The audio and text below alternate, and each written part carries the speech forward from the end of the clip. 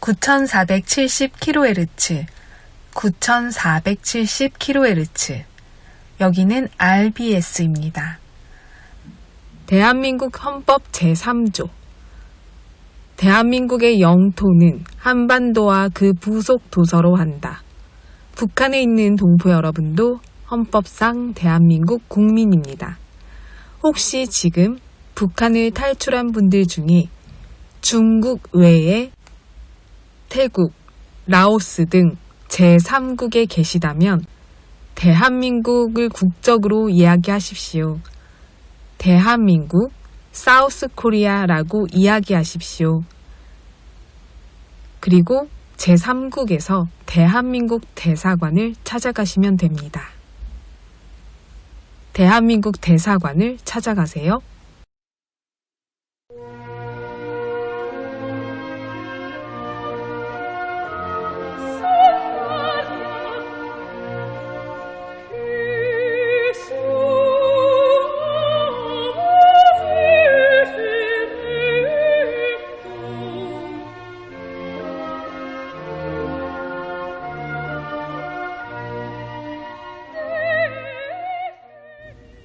북녘 동포 여러분, 오늘은 남북이 함께 일제 식민지에서 해방된 지 80주년, 그리고 대한민국이 건국된 지 77주년입니다.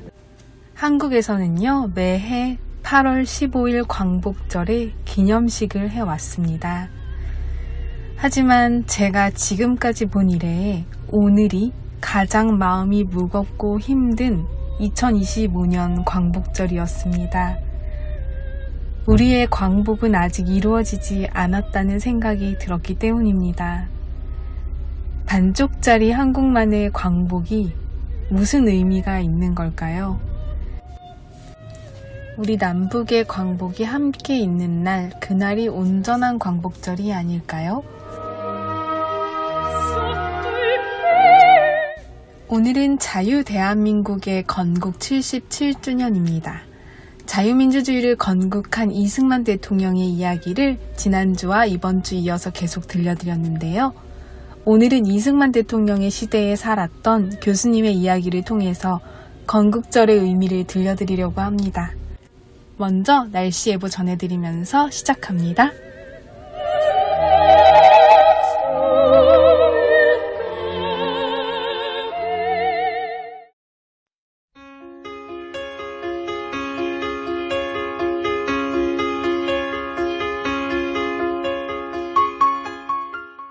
북한 종합 날씨 예보입니다. 내일 전 지역 대체로 흐리고 평안도와 황해도 곳에 따라 비, 함경도 오후부터 곳에 따라 한때 비 오겠습니다. 모레부터 글피까지 전 지역 대체로 흐리고 곳에 따라 가끔 비 오겠습니다. 예상 강수량 황해도, 함경도 5에서 30mm, 평안도 10에서 60mm입니다. 지역별 날씨 예보입니다. 평양남도 평양, 내일부터 화요일까지 흐리고 비 오겠습니다. 최저기온 24도에서 최고기온 30도까지 오르겠습니다. 평안북도 신의주, 내일부터 화요일까지 흐리고 한때 비 오겠습니다. 최저기온 24도에서 최고기온 31도까지 오르겠습니다. 자성, 내일부터 화요일까지 흐리고 비 오겠습니다. 최저기온 20도에서 최고기온 29도까지 오르겠습니다. 황해도, 해주, 내일 구름 많고 흐리겠습니다. 모레부터 화요일까지 흐리고 한때 비 오겠습니다. 최저기온 25도에서 최고기온 29도까지 오르겠습니다. 개성, 내일 구름 많겠습니다. 모레는 흐리고 가끔 비 오겠고 글피는 흐리고 구름 많겠습니다. 화요일은 흐리고 비 오겠습니다. 최저기온 25도에서 최고기온 29도까지 오르겠습니다. 함경남도 함흥, 내일 흐리겠습니다. 모레는 맑다가 구름 많아지겠고 글피는 흐리다가 맑아지겠습니다. 화요일은 흐리고 비 오겠습니다. 최저기온 22도에서 최고기온 34도까지 오르겠습니다. 해산, 내일 흐리겠습니다. 모레는 흐리고 비 오다가 오후에 맑아지겠습니다. 글피는 흐리고 오전에 한때 비 오겠습니다. 화요일은 흐리고 비 오겠습니다. 최저기온 16도에서 최고기온 28도까지 오르겠습니다. 함경북도 청진, 내일 구름 많겠습니다. 모레는 맑다가 오후부터 구름 많아지고 한때 비 오겠습니다. 글피는 흐리고 한때 비 오겠습니다. 화요일은 흐리고 비 오겠습니다. 최저기온 22도에서 최고기온 30도까지 오르겠습니다. 무산, 내일 흐리고 한때 비 오겠습니다. 모레는 구름 많다가 맑아지겠고 글피와 화요일은 흐리고 한때 비 오겠습니다. 최저기온 14도에서 최고기온 24도까지 오르겠습니다. 바다 날씨 예보입니다. 동해 북부 앞바다, 내일 구름 많겠습니다. 모레는 맑다가 오후부터 구름 많고 한때 비 오겠습니다. 글피는 흐리고 한때 비 오겠고 화요일은 구름 많겠습니다. 동해 북부 먼바다, 내일 흐리고 한때 비 오겠습니다. 모레는 오전에 구름 많고 한때 비 오다가 오후에 맑아지겠습니다. 글피는 흐리고 한때 비 오겠습니다. 화요일은 구름 많겠습니다. 파고는 앞바다와 먼바다 0.5에서 1m 되겠습니다. 서해 북부 앞바다와 먼바다, 내일부터 글피까지 흐리고 비 오겠습니다. 화요일은 흐리겠습니다.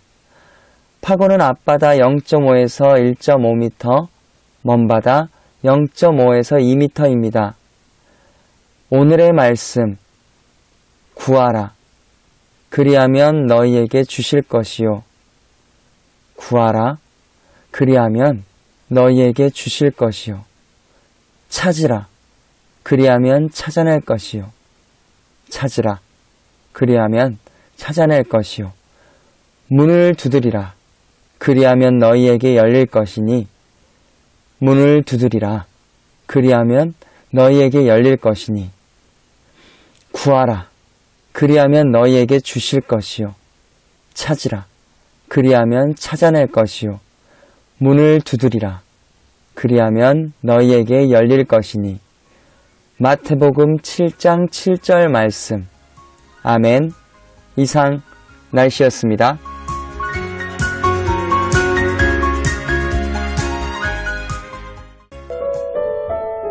여기는 RBS 부흥복음통일방송입니다.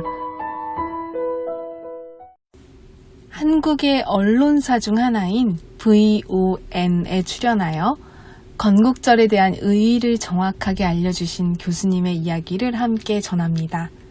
강의를 해주실 교수님은 한국의 인류대학교인 서울대학교 명예교수이며 미국의 인류대학교인 하버드대학교 대학원 서양사 박사를 졸업하신 박사님이십니다.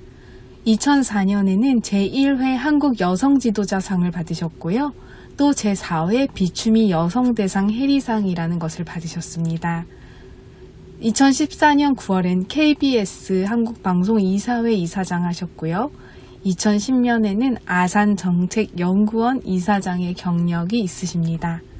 러시아 역사를 중심으로 서양사를 공부하셨고 대한민국 역사에 정통하신 분입니다. RBS를 듣는 우리 동포 여러분들은 이미 이승만 대통령에 대한 이해가 있으신 분들이 많으실 것 같습니다. 당시 우리가 건국절이라고 할 수 있는 배경, 과연 어떤 의미에서인지 함께 강의로 듣겠습니다. 지금 딱 그 대한민국이라는 나라에 대해서 한국 사람들이 각성이 되는 시간이구나. 그렇다면 우리나라에서 대한민국에 대해서 가장 잘 말씀해 주실 수 있는 분은 우리 이인호 교수님이다. 이렇게 생각했거든요. 어떻게 생각하십니까, 교수님? 나이가 많고 거기다 역사를 공부했으니까 그런 의무가 있죠. 아니 그런 것 말고도 사실은 김대중 대통령 시기에 러시아 대사도 했고, 그리고 박근혜 대통령 시기에는 KBS 이사장님도 하셨고, 그러니까 어떻게 보면은 어떤 그 정부의 좌우 이런 성격 관계없이 굉장히 중요한 분으로 등용되신 분이거든요.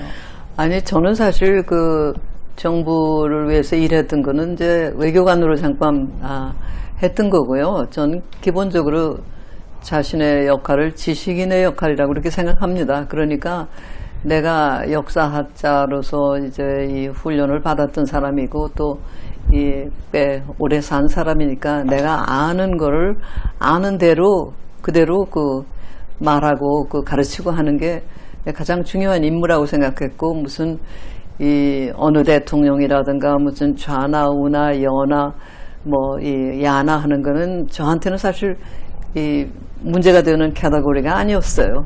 이번 사실은 이제 이웃나라 일본과 비교를 하면, 일본은 패전 이후에 1947년에 새로운 헌법을 만들 때 그것을 그 사람들이 패전을 했고 새로운 국가를 만들었다고 인식하지 않고, 뭐 천황장을 통해서 100대 이상의 그 천황이 지속되어 오는 1000년 이상의 뭐 국가, 이런 틀을 유지하면서 헌법만 자유민주주의로 살짝 바꾸는 식으로 어떻게 보면은 스니키한 체제 변경을 했거든요.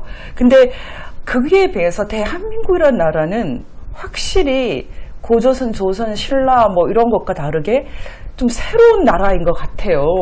아니, 그건 저는 벌써 한 10여 년 전에 이 사회과학 협의회 그 웹진에다 제가 기고를 한 글이 있는데, 이 대한민국 건국은 혁명이었다. 제 주장이 혁명. 우리 대한민국 수립이라고 하는 거는 단순히 그냥 이 권력이 교체되는 것만 아니고 사회적으로도 그 혁명이었다고 저는 봅니다. 그 근거는, 혁명이라는 것이 무엇이냐? 결국은 주권자와 그 이념이 바뀌는 것이고, 그리고 모든 것이 기존의 거하고 달리 바뀐다는 얘기인데, 실제 이 48년의 의미가 뭐냐? 우리가 45년에 일제로부터는 해방이 됐지만은 군정하에 있었고, 이 북한은 이제 소군정하에 있었지 않습니까? 그런데 우리가 남북한을 다 통합해서 참 그 선거를 통해서 이 새로운 나라를 만들려고 했지만 소련의 이 반대 거부 때문에 그 못하고 이 선거가 가능했던 남한에서만이라도 우리가 50선거를 해서 대한민국 헌법을 만들었지 않습니까? 국회의원을 뽑아서. 그렇지요. 우리 손으로. 그거 자체가 이 역사상 처음으로 국민이 주권자가 되었고, 그 주권자가 자기들 손으로 기본법을 만들어서 그 법 아래서 우리가 살게 됐단 말이에요. 그리고 그 내용을 보면은 이 국민이 마지막 개개인의 권리, 인권을 최대 가치로 보면서 국가는 그것을 돕기 위한 하나의 이 기구로서 자리를 잡게 되죠. 거기 이제 내용을 보면은 처음으로 이 남자뿐 아니라 여자들도 선거권, 피선거권을 한꺼번에 받았단 말이에요. 그건 혁명적이었어요. 그 당시에 그렇죠.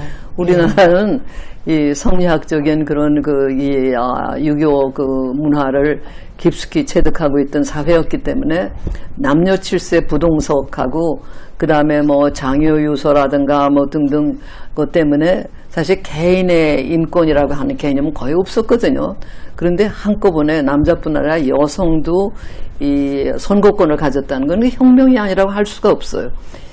우리가 선진국으로 여기던 무슨 예를 들면 스위tzerland 같은 데도 70년대 들어가서 그러니까요. 여성이 선거권을 얻었고, 이 남자들이 선거권을 쟁취한 다음에도 이 여성 이 선거권을 위해서 굉장히 투쟁을 했어야 되는데 우리는 그렇게 됐거든요. 그리고 또 양반 쌍쌍놈 하던 그런 세상에서 그게 모든 차별이 없어졌고, 더군다나 이제 적극적으로 자기의 복리를 쟁취하기 위해서는 교육이 필요하니까 의무교육 조항까지 해서 국가가 부모가 무식하거나 능력이 없어서 교육을 못 시키더라도 교육을 시키도록 해서 국민 80% 이상의 문맹이었던 나라가 불과 몇 년 사이에 가장 맞은 이 학벌이 높은 그런 나라로 돌도듬하게 됐거든요. 그러니까 그것이 혁명이 아니고 뭐겠어요. 지금 말하면 압박을 받고 살았기 때문에 그때의 키워드는 해방 후에 자주 독립이었어요.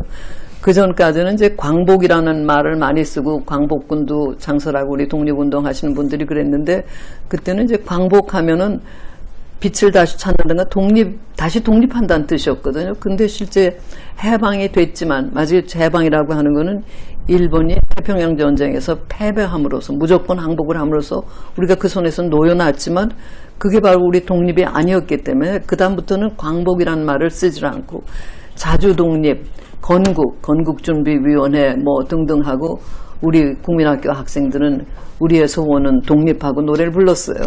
그런 노래도 있었어요? 그럼요. 그리고 새나라의 어린이는 하고 노래도 불렀고. 이게 새로 탄생한 독립국가라고 하는 거는 48년 8월 15일에 탄생을 했는데, 우리 대통령 축사에 48년 8월 15일 대한민국이 수립된 데 대한 언급이 없이 그냥 지나가요. 참 정말 이상한데요. 정말 8.15의 키워드라고 하는 거는 해방, 독립, 건국, 반공투쟁 뭐 이런 것들이 키워드인데 그게 윤 대통령 축사에서 완전히 빠졌더라고요. 자유만 나와요. 사실은 건국 대통령이란 말은 하지 말고 초대 대통령이라고 하자. 그럼 초대 대통령하고 건국 대통령은 어떻게 다른지도 모르겠는데 대한민국이라는 것은 하나의 정부일 뿐이고 국가가 아니다 이런 뜻인가요? 그런 거죠. 그런 식으로 맞아. 대한민국은 태어나지 말았어야 될 나라라고 하는 소위 이 통일 중심 사관이라고 하는 걸 가진 사람들이 그런 거를 비치는 거예요. 대한민국은 나라로 인정해서는 안 된다 하는 거를 직설적으로 얘기를 하지 않고 바로 48년 8월 15일에 대한민국이 태어난 거를 부정하는 식으로 역사를 왜곡해가지고 숨겨서 그런데 사실 전 세계 어느 누구한테 가서 물어봐도 좀 아는 사람이라면은 대한민국이 1919년에 태어났다. 누가 그걸 인정을 하겠어요? 말도 안 되는 소리거든요. 그거를 무슨 학설이라고 떠들고 하는 게 정말 죄악이에요. 예전에 이승만 대통령이 건국사를 하시면서 대한민국 30년 이렇게 표시를 한 것을 가지고 그 30년 전에 19년에 이미 건국이 됐다 이렇게 말을 하더라고요. 그거는 우리의 의지를 얘기할 때 대한민국 임시정부 때 또 이승만 대통령이 통합임시정부의 대통령이시기도 했고 하니까 이 독립운동 정신을 본받고 그렇게 해서 독립운동 정신에서 임시정부라는 것도 태어났고 하니까 이제 거기에 대한 일깨움이랄까 또 향수랄까 그런 걸 생각해서 이 민국 30년이라는 표현을 쓰시긴 했지만은 그분은 50선거로 대한민국이 태어났지 임시정부의 법적인 토대에서 대한민국이 나온 건 아니라는 건 너무 잘 아셨거든요. 그렇죠. 그래서 건국사인 거죠. 이승만 대통령이나 김구 선생이나 독립운동 하신 분들은 어느 면에서는 사적으로는 임시정부가 곧 우리 정부가 되기를 바랐을 수도 있어요. 그러나 그 당시 해방 후에 우리는 미군의 점령하에 있었고 미군의 입장에서 보면은 국민의 의사를 다시 타진해서 정부가 수립되어야지 이 독립운동기에 임시정부라는 게 사실은 상해 임시정부만 있었던 게 아니라 우후죽순격으로 여기저기 임시정부라는 게 있었고 그래도 이거 하나로 합쳐야 되겠다 하고 상해에 이제 같이 모여서 의논들을 하셔서 소위 통합 임시정부라는 게 있었지만 그게 얼마 가지 못하고 실제 기능을 제대로 할 수가 없었거든요. 힘이 없었으니까. 그러나 그 정신은 우리가 이어받았고 그 정신으로 그 후도 독립투쟁을 계속했기 때문에 한국 사람들은 일본 밑에 둘 거는 아니고 언젠가는 독립시켜줘야 된다 하는 그런 의식이 힘을 가진 연합국 세력의 뇌리에 들어갔거든요. 그게 굉장히 중요한 부분입니다. 독립운동의 의미라고 하는 게. 그런 의미에서 이 임시정부에 계신 분들뿐 아니라 독립운동한 분들을 다 맞으면 인정하는 의미에서 민국 30이라는 말 썼지만은 이승만이고 누구가 어떤 사람이 말 어떻게 썼다고 해서 역사적인 사실이 있고 없고 되는 건 아니거든요. 사실 저는 그래서 이제 일종의 착공인데 진짜 국가가 준공된 것은 1948년이다 이런 얘기를 할 때가 있고 사실은 이승만 대통령은 그때 단기를 썼거든요. 2333년 그러면. 해가지고 그러면은 뭐 말 그대로 고조선이 우리나라인가요? 그러니까 이 냉정하게 설 때 우리 국민, 우리 민족은 옛날부터 있었으니까 우리가 개천절이라고 하는 걸 국경일로 하죠. 하지 않습니까? 네. 그거하고 국가가 수립이 돼서 주권체로서 국민을 보호할 권능을 발휘했다는 건 다른 얘기거든요. 그래서 48년 고조선이 이전엔 아닌 그런 나라가 없었어요. 고조선이 아닌 조선이 아닌 대한민국이라는 나라에 대해서는 맞습니다. 사람들이 적극적으로 인식을 안 하는데 교수님께서 오늘 대한민국 건국은 혁명이다. 교수님 보시기에 조선도 아니고 고려도 아니고 신라도 아닌 대한민국의 가장 핵심이 된 정체성이 뭘까요, 교수님? 개개인의 자유와 인권이죠. 그거를 최고 가치로 삼는다는 것. 우리가 일제로부터 해방이 되면은 우리는 독립국가가 다시 된다 이렇게 생각을 했는데 이 불행히도 그 38선을 중심으로 해서 우리가 분단 점령이 됐지 않습니까? 이제 그때부터 결국 문제가 생긴 건데 그거는 우리 국민들 가운데 누가 그 분단을 원했겠어요? 하나의 국가를 세우고 싶어 했고 그리고 이 군주가 지배하는 나라가 아닌 이제는 참 국민이 평등하게 모든 권리를 누리는 그런 나라를 하겠다. 거기에 대해서는 어느 정도 이제 합의가 있었단 말이에요. 근데 그 다음은 그게 현실입니다. 그런데 또 하나 이제 우리가 인정해야 될 거는 그 공산주의, 마크스주의라고 하는 것이 그 이 이론적으로 얼핏 보면은 굉장히 매혹적인 데가 많은 사상이에요. 이 모든 사람이 평등하게 그렇죠. 압박받지 않고 잘 사는 세상을 만든다. 그건 누가 그걸 싫어하겠습니다. 근데 현실적으로 그 사람들이 내세우는 방법론이 과연 그게 가능한가. 그런데 이승만 대통령 같은 분은 참 특별하게 이 한학에 통달하신 위에 또 그 미국에서 최고 명문에서 국제정치를 그 공부하신 분이기 때문에 이미 1923년 그 소련 혁명이 일어나고 불과 몇 년 안 돼서 이제 마지막 사회주의 실험이 시작되는 단계에서 벌써 공산주의는 이론적으로도 이건 틀렸다 그렇게 말씀하셨어요. 그렇게 나와 있네요, 교수님. 예, 그러니까 이상은 제일 좋은 것. 그 공산주의의 가장 강점은 그 이상이고 그건 나도 내가 공유하는 이상이다. 그러나 방법이 저렇게 해서 뭐 모든 거를 다 똑같이 나눠 가지고 가지고 저 기업인들을 적대시하고 뭐 지식인들을 홀대하고 종교를 박해하고 국가를 업신여기면 이거는 절대로 그런 이 절대 다수 노동자들이 자유롭고 평등하게 잘 사는 사회를 만들 수 있는 생산 동력이 나올 데가 없다. 근데 그 중에서도 가능하지 않지 않았습니까?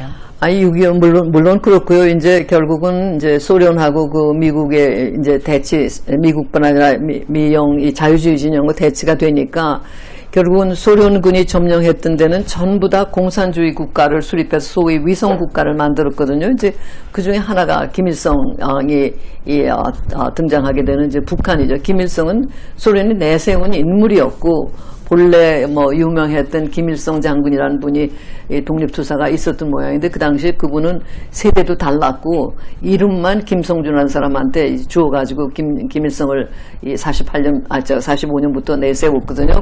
그런 적인데 이 소련은 결국은 그 비밀 공산당 조직을 각국에 있는 사람들한테 다 이 지령을 내려요. 그래서 제가 오늘 사실은 여기 올 적에 그 문건을 가져온다가 깜빡 잊어버렸는데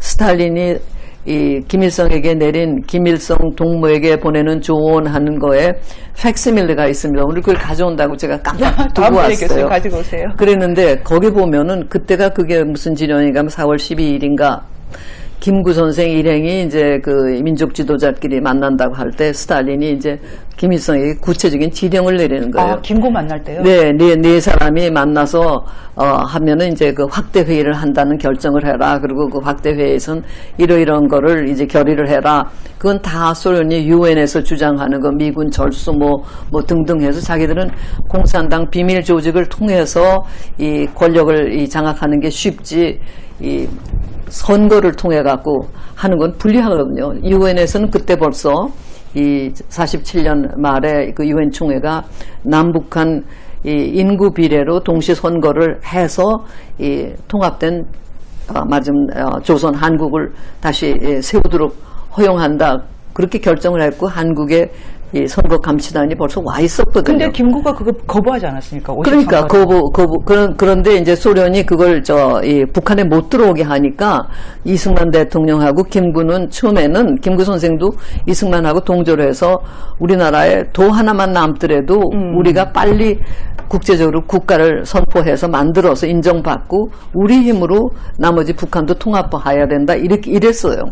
그런데 이 47년 12월 2일에 장덕수 선생이 암살당하고 김구 선생이 거느리는 그 한독당이 연루가 되면서 조사 대상에 오르고 하면서 이 김구 선생하고 이승만 사이가 갈라지면서 김구 선생 입장이 변했습니다.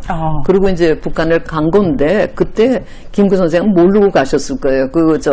이미 소련이 남한에서 일어나는 거 그리고 이제 선거를 통해서 이 정부가 세워질 걸 아니까 북한에 만들 정권을 위해서 그 헌법 조항을 검토를 하면서 북한의 민족 대회라는 거를 준비하고 그러다가 이 김구 일행이 온다 그러니까 김일성은 뭐 당연히 스탈린한테 이제 보고를 하고 지령을 받죠. 거기에 그런 자세한 지령이 나오거든요. 그런 걸 보면은 그런 자료는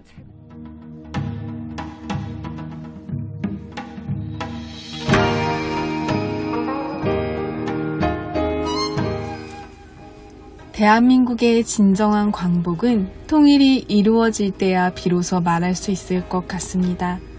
통일한국으로 북녘동포 여러분과 하나가 되는 그날, 함께 비로소 온전한 광복절을 누리는 귀한 날이 될 것입니다. 통일은 하나님이 이루십니다. 있는 자리에서 마음속으로 함께 기도해 주시기를 간절히 원합니다. 하나님, 복음 통일을 속히 이루어 주시옵소서. 우리 민족이 다시는 종의 멍에를 매지 않게 하여 주세요. 북녘 동포들도 신앙의 자유를 만끽할 수 있게 허락해 주세요. 예수 그리스도의 이름으로 기도합니다. 아멘. 북녘 동포 여러분 정말 많이 사랑합니다. 저는 다음 주 화요일 밤 11시에 또 찾아올게요. 서울에서 방한나였습니다.